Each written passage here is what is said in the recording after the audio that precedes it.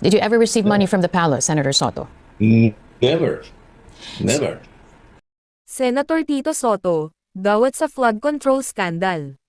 Ang OG host ng Eat Bulaga na kinikilala din sa tawag na Tito Senador, ay nahaharap ngayon sa kontrobersya ng mabanggit ang pangalan niya sa mga tumanggap ng malita, o milyong-milyong pera mula sa kaban ng bayan. Ayon sa affidavit ng X-18 Marines, nabigyan ng pera ang senador sa ilang pagkakataon. Pinadalhan raw siya ng pera sa kanyang building sa May Baclaran, at sa campaign period ay magkasama sila ni Senator Lacson, na pumunta sa Bicol sa lugar ng dating Congressman Zoldico, na sakay ang helicopter. Nag-deliver kay Senator Tito Soto? Pwede nyo bang i-verify? Totoo po ito? In-advise na kami ng team leader namin na mag-proceed na sa building ni Tito Soto sa Baclaran. After lunch, nandun na po kami aboard. Ngayon, nag-antay kami na dumating sila ni Boss Saldi. Ngayon, na okay na yung area, nariko na namin. Pagdating nila, na ako nag-guide po dun sa baba. Parang may basement sa gilid po. Ngayon, dumiretso yung limo ni Boss, umikot. Tapos nag-drop off. Tapos umakyat sa parang nagdanan, Your Honor.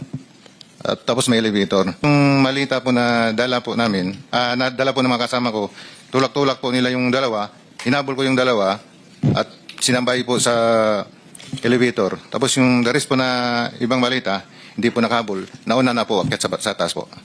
Ayon naman kay Tito Soto, ay paninira lang ang mga akusasyon sa kanya. Hindi raw totoo ang nabanggit na nakatanggap siya ng pera, at ang executive assistant niya o EA na nabanggit ay matagal nang patay. Si Mark ay 2015 pa raw pumanaw. Pero ang nasa affidavit umano ng 18 Marines, ay EA umano ni Zoldico ang ibig nilang sabihin, mali umano ang pagkakaintindi ng senador, at hindi ang EA niya. Dagdag pa niya, ay kung ipagbabakasakali na tumanggap siya ng pera noong 2024, isa raw siyang private citizen. Kaya wala raw mali roon. Wala din raw siyang building pero office raw meron. At ang limousine umano na gamit sa paghatid raw ng pera ay imposible din umano raw ito, dahil hindi raw magkakasya sa basement ang sasakyan. Did you receive any money from former Congressman Zaldico? No. I only have one Mark Rosales, who died in 2015. Could this possibly be something that, I don't know, to fund your campaign for 2025? We were not even sure of running for 2025, around 2024, even during the last 2-3 months of 2024. And why? Why would I be given? Why would I be given flood control? I think it's flood control money they're talking about. Why will I be given flood control money for campaign when I'm not in office? Number one. Did you ever receive any money from former House Speaker Martin Romualdez? No, never. Did you ever receive money from the palace, Senator Soto? Never. Kung bago ka pa sa channel ko ay huwag kalimutan i-like, subscribe, i-share at mag-komento.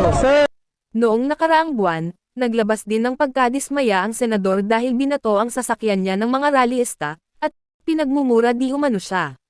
Wala man lang raw tumulong ng mga pulis. Anya, dismayado siya sa PNP at security na nasa labas ng Senado, dahil wala man lang raw ginawa habang kinuyog ang kanyang sasakyan. At di man lang nakontrol ang mga rallyista. Anong say nyo rito? Comment down below. Anong dineliver nyo? Pera? Pera po. Alam mo magkano? Large po, malaki. 40 to 70 po. So ilan ang dineliver? Mga 40 to 70 po yung... So isang maleta lang. 5 po. Year 2024 po, bago mag... Campaign period. Yes po. Okay. Pagpalagay natin may dinala sila sa akin, no? But I'm saying it's not true. But if indeed they sent money to me, so what did I violate? I was a private citizen. I'm not a senator. I'm not a congressman.